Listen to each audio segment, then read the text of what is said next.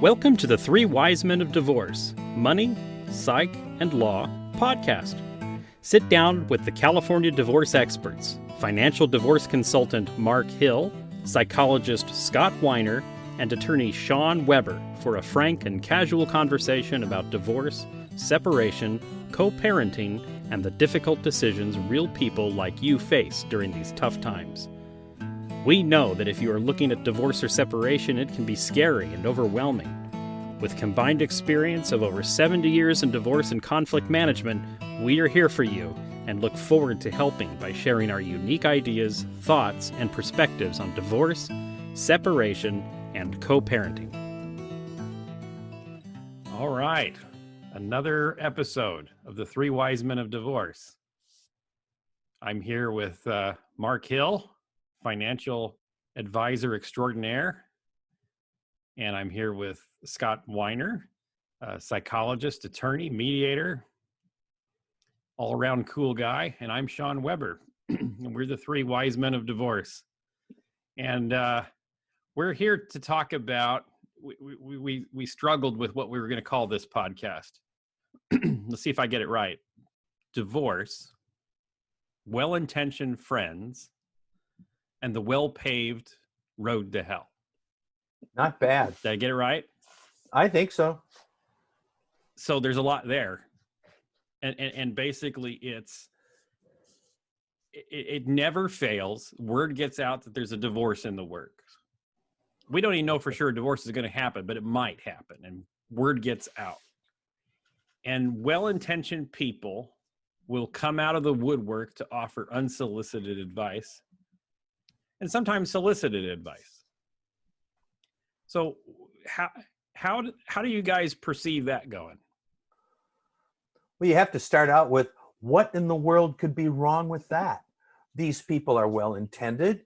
They're out in the world. They're adults. They're serious. They're sincere. And they might have been through divorce. Oh yes, there's that too. So of course, if you've been through it once, that means you know. You're an expert. No. Well, kind of. Yeah. It worked in my divorce, so it must work in your divorce. Right. Even though we live in totally different states and we have a totally different situation. Oh, you're such a lawyer, you. Well, why is this the road to hell? It is the road to hell in that old saying about the road to hell being paved with good intentions. Mm-hmm. That the positive view is that people are really trying to limit somebody else's pain, and they are well intended, but circumstances, different law, different realities, different people, all of these things, God, it's almost incredible the variation that any one factor can introduce into one of these situations. And one of the things you'll often hear is, well, my girlfriend said that her lawyer was awful, so I should go get her husband's attorney because she got nothing in the divorce. And so you move into that adversarial positioning approach very early because if you've had somebody as a close confidant, a friend who's experienced the loss, they're going to try and prevent that loss on your behalf. But again, we caution because it may send you in the wrong direction. Well, we brought this up in a former podcast in which we were discussing the emotional atmosphere of this situation, which is naturally fraught with fear. And what are people going to do in fear? They're going to run like hell, or they're going to fight. And that feeds right into the adversarial situation you discussed. It's natural to go there. Well, and then we have friends that we're hoping are going to bolster us, and our friends want to defend us and protect us. Mm-hmm. It's this tribal thing where we just kind of encircle each other. And I think what happens then is feelings of combat come to play. And when you're about ready to have a fight, what you want to do is go get more friends to help you with the fight. And so folks will ramp each other up, I think, with this advice. And sometimes, the advice can be very damaging. And it can be even more polarizing. I've seen longer term relationships where there had been a relationship with both spouses, and now the person's picking sides. Yes. And that makes it for an even more toxic environment, because often the other spouse will feel like, well, you turned her against me, Mm-hmm. that kind of thing. So it gets triangulation. And the more people that are involved in relationships, the more complex it becomes. Yeah, people divide into camps, teams. Yeah. I'm going to be on this person's team, or I'm going to be on that person's team. And I've heard couples say the divorce was also very difficult because I lost a lot of friends because they sided with the other party. Yes. And that can be really damaging too. I mean, your friends aren't divorcing you. You're divorcing this other person. But you know, when you develop orbits of influence that you want to maintain, you also seek out negative advocates who can advocate for you in a negative way.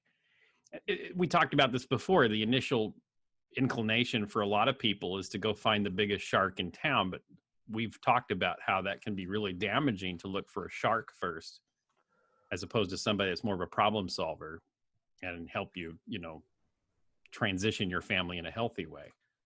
You know, another thing I've seen too is that when family become involved, it really complicates things when there are children. Say the parents of one of the spouses gets involved because they're afraid they're going to not be protected. They're in mediation. They don't have the shark attorney or the man with the sword and the shield going and fighting on behalf of their son or daughter. And they get involved, and then it really polarizes the whole family relationship, and then grandparent relationships can be impacted negatively.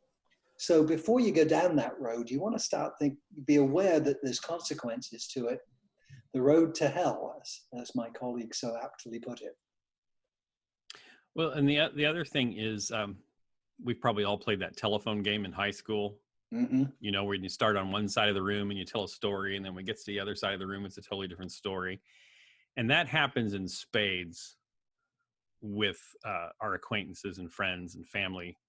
When the divorce is happening, people talk. And the only time I've ever had violence happen in my conference room in a mediation was over this very issue. A person took a cup of hot coffee and hurled it across the room at the other person. Wow. And it was because things had gotten into the rumor mill. Aunt Mabel talked to Uncle Charlie, and it had twisted. And, obviously I can't mediate a case if people are hurling coffee at each other. And they ended up going to court, and it was very, very difficult for them. So you want to be careful about who you involve in your divorce, and make sure that the decisions you're making are your own, and that this is the family system that you're in is with your spouse, even though you might be estranged. Keeping it in the family system with your spouse, who should be the primary decision makers, is, in my opinion, the best strategy. But what do you do when you need advice? Where do you go, guys? I'm listening to all of us discuss this, and I'm thinking about that individual who is right at the beginning of the situation of realizing that they simply must, or they deeply wish to end their marriage. There's so much fear. There's so much so much lack of control. And it's no wonder that they go to any port in a storm, and the person with the strongest voice and the biggest surety probably relieves their momentary anxiety best. When we were talking about this podcast and what we were going to talk about, the first way we were going to name this was the Greek chorus. We were talking about the Greek chorus. We were also saying, but the Greek chorus in Greek theater, they really did know what was true and what was best, and they saw all. It was like the position of the gods with regard to the tragic figures who knew nothing, and they got no benefit from the knowledge of the chorus. It's like the chorus and the audience were one, and those poor tragic actors were up there, facing their flaws, and usually one or more of them dying because of it. And that's the comedies. No, comedy, everybody's flawed. No, but we still get some deaths even in the comedies. I'm pointing out they don't all have to be tragedies. No, but the Greek chorus is although Aristophanes may have a chorus in the comedy who's just making huge laughter about everything, although it's pretty funny. But yeah, so all of that noise, all of that it's like white noise. It's like a channel that's like the old TV jam between channels. What you're hearing. It's not good guidance.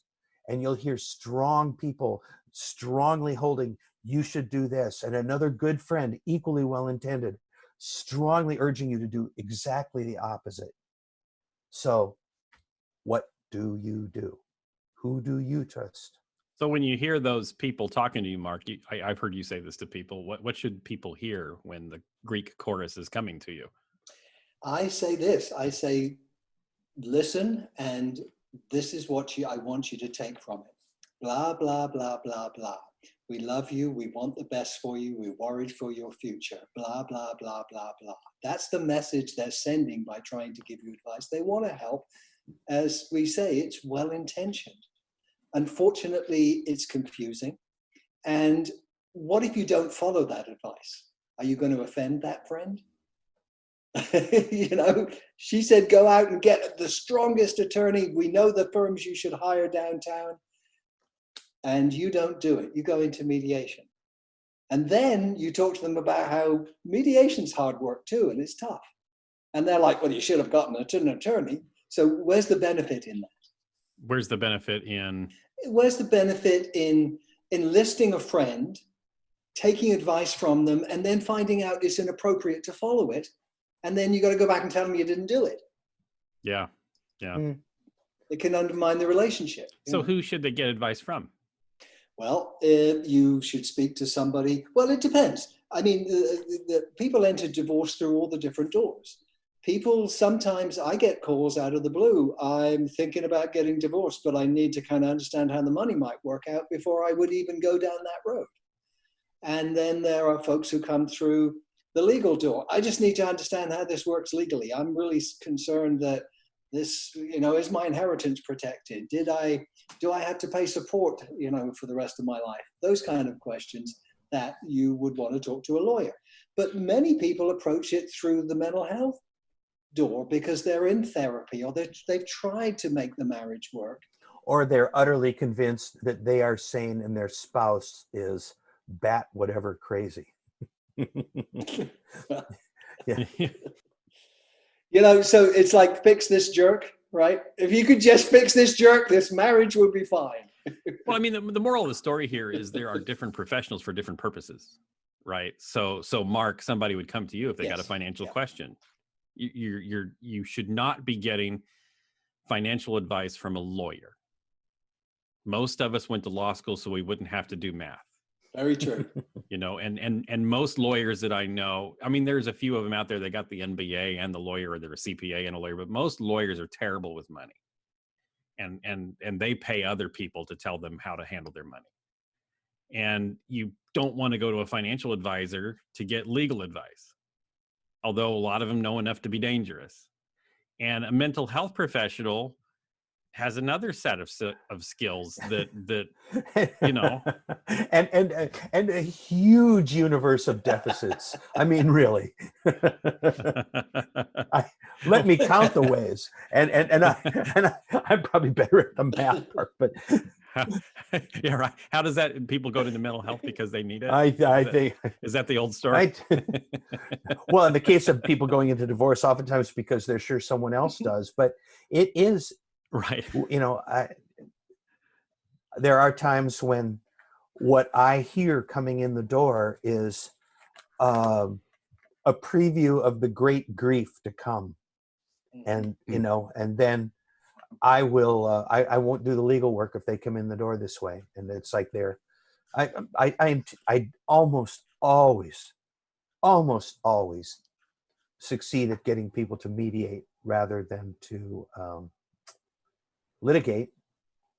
I think I've seen 3 cases in the last 35 years that I was absolutely certain had to litigate because of the exceeding egregious level of sociopathy on one side that there would have been no way to trust. I mean, those people would have signed away, perjured, wouldn't have mattered. No harm, Sure. I mean, there are cases where battle is required. Yeah. You know, they're out there, but they are exceedingly rare. That's 3 in 35 years. I'm saying that Yeah, I was had going to to do say that. it's that they have to do it now. Like DV cases, even some DV cases, you can get into mediation. You know, but you do I have always to. ask the question, will these folks be better off doing this in court? Correct. Yes. Yeah. Are they going to be And better off often in court? when you ask that question, the answer is often no. Most times, no. Most of the time, no. Most of the time, no. And I think also it's important for the person that's contemplating a divorce to think about what are their values before they hire their professional. So if you go, and I can't tell you how many people have told me this, I went to this lawyer and they were highly recommended, but they were so adversarial and it seemed like they were just churning up things and they were going to make this into a battle that I didn't think it should have been. And then I didn't follow my instincts. I just went ahead and went with this person because they were highly rated, and then it turned into a disaster. And I think you have to have the courage to say, you know what, this person, that little voice in my head is telling me that this is the wrong place to be. And you need to listen to that little voice. That's really important, that you give yourself permission to realize that, yes, you're going to a lawyer for advice, but you are in control. Correct. They work for you. And we get to so many circumstances where I hear from clients, well, my lawyer said I had to do this and I had to do that. And I did those things. And then it went off the rails. And then they said we had to do this. And it's like I didn't want to do anything. I tell you, I'm a big believer that people generally have a good light within them that makes them want to do right. And when you're in there in a situation and you're meeting with somebody that's making all of that good in you feel triggered or feel like this is wrong, this doesn't feel right, it's probably smart to listen to that.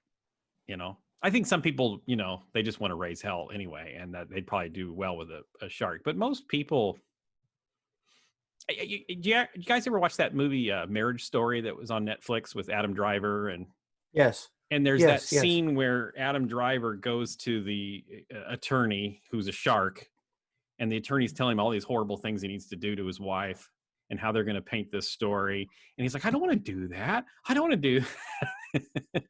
You know? And then because he felt backed into a corner because the wife had hired a shark, he felt like he had to hire this person, but it turned into a disaster. But that's it, isn't it? Once there is a decision on one side, the divorce escalator. We talked about this in the divorce escalator. Once one person's picked that course, the other person is limited in their options. So it's really critical to talk about, we've said it before, how you're going to divorce before you decide who the professionals are. What's your process? And most people don't even think they have a process choice to make early on. And that, if we can convey anything from this podcast, I want it to be, you have choices. You're in control. Stay in charge. I had a couple come in a few months ago and they were just absolutely devastated with how things had been going. They'd spent tons of money with very little to show for it, but they'd each hired these very strong attorneys, and they were passengers, and they realized they were passengers on this case, and their attorneys were making this into a battle that they didn't want to have, and they didn't know how to get off of that divorce escalator. And they finally came to my office. How do I get off of this thing? And that was you're in charge of your decision. So how did they do that, Shawn? How do they get off the escalator? Did they get off? If you've got a couple in those circumstances. They did get off. Well, they respectfully called their attorneys and let them go in this case. I said, you know, you're in charge. So if your attorney's not going to do what you want, then you need a different attorney. You know, and so in this instance, they chose a different counsel. I've had similar situations where they called their attorney and said, you know what, we want to mediate now. Thank you for all of your help. You've given me wonderful advice up till now. Maybe it wasn't so wonderful, but we're just going to say this to make the attorney feel good. You've given me advice, very professional. I need to do this my way now. And so I'm going to move you into a consulting role.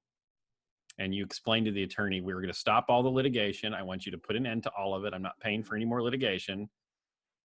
Both of us agree on this. So just contact, you know, the other attorney, and whatever stipulations, agreements we need to sign to put things on pause, that's fine. And we're going to work with the mediator now. And by the way, if you want to talk to the mediator, you can do that. And I frequently will have meet and confer sessions with attorneys who had been in litigation about how they can kind of unwind the litigation to allow room for them to be able to settle. And most attorneys want cases to settle. And so if their clients come to them with that, they'll let that happen. The attorneys you have to watch for are the ones that want to hold on to control and won't let the parties make their own decisions. Those are the ones you got to watch out for. So, this started with, we got our friends that are well-intentioned. We have relatives that are well-intentioned. We have professional advisors that might be well-intentioned. And where it comes down to at the end of the day, isn't it, guys, that really the people that need to be in control of the divorce and are going to have to live with the consequences of the divorce are the clients, the parties that are engaged in this divorce. And so what do you need to do if you're the client in this and you see this coming, you want to get advice? How do you navigate this constant barrage of good intentions? Number one, get information and answer the question that you posed before. What are my values? And there's two questions to ask yourself. What, if any, kind of relationship do I want with my spouse post-divorce? And if you have children, what's the story I want my kids to tell about their parents' divorce? And if you ask those questions, it'll kind of drive you towards the process you should choose. And then basically there are many fine mediators, neutrals, financial, and people who work in the coaching field, helping with divorce from the mental health side. Those individuals are out there, and I would encourage you to speak to them. And the first thing to avoid, and I should have said this earlier, is before you retain an attorney and give them a check, think for a long time, give a lot of thought to the concept of, do I really want to go down this road? Because often what will happen, I see, is people go, well, the guy just wanted a $3,000 retainer, and I thought that was okay. That's not bad for a divorce. How far will $3,000 get you in a divorce, Shawn? It'll get you to the first hearing, like maybe a month and a half, maybe, if you're lucky. Right. Yeah. And now you're on the escalator. So do not retain an attorney until you're totally confident that this is the right person for you. I think that you can add it's almost like you think of attorneys telling clients to give notice about this and that. I think the attorney needs to be put on notice early in the process that if you cannot orient toward mediating this for me, I don't want to begin with you. And there are attorneys that will say, oh no, your situation is much too fraught with this, that, and the other. We can't do that. We have to. It's like, well, if litigation is my only choice with you, I'm going to need to move on before we start. And I thank you for this consultation, and move on. I mean, it's much easier to say no at the beginning. Yes. And keep your friends out of it to the degree that you can. Keep your family out of it. They love you. They want you to be cared for and taken care of. But their advice around the aspects of your divorce and the details of it is not where you can get the best benefit from your family. Yeah, that's so true. That's the truth. Every case, it's like a fingerprint. They're very unique. Yep. I've never found a cookie cutter that fits everybody the same way. And so just because it worked in Uncle Freddie's divorce does not mean that that's what's appropriate for your divorce. Or just because it worked in this story that you read on the internet. So just be very careful about making sure that the advice you're getting is tailored to your situation, and that you listen to that inner compass, because a lot of times it's right. And if you need advice, make sure it's professional advice. People that have been through this, that know what they're doing. You can save yourself a lot of heartache. And maybe not end up on the road to hell, but on a road to somewhere better. You know, one thing, Shawn, we had talked about, go right to that, but we talked about, send us your questions. We'd love to hear what's concerning you. We're getting some downloads of this podcast, and we're fascinated to know who's doing it. And if you have questions, send them in. We'll be happy to answer them on the next podcast. For sure. Yeah. Leave a comment. Give us a good review, leave a comment, follow us, subscribe us, refer us to your friends and family. If you're in the Greek chorus, send us to your friends and family, and maybe we can help with your good intentions. So how are they going to reach you, Shawn? Well, the best thing to do is go to my website, WeberDisputeResolution.com. That's Weber with one B, WeberDisputeResolution.com. Scott, how are they going to get you? Well, I am not a website kind of guy. I am a telephone kind of guy, and I answer my own phone. It is 619-417-5743. Psychologist in Solana Beach, California. Mark. You can reach my company we're Pacific Divorce Management, and our website is pacdivorce.com. PACDIVORCE.com. Thanks for listening to another episode of the Three Wise Men of Divorce: Money, Psych, and Law. If you like what you heard, be sure to subscribe, leave us a review, and share with others who may be in a similar place. Until next time, stay safe, healthy, and focused on a positive, bright future. This podcast is for informational purposes only. Every family law case is unique, so no legal, financial, or mental health advice is intended during this podcast. If you need help with your specific situation, feel free to schedule a time to speak with one of us for a personal consultation.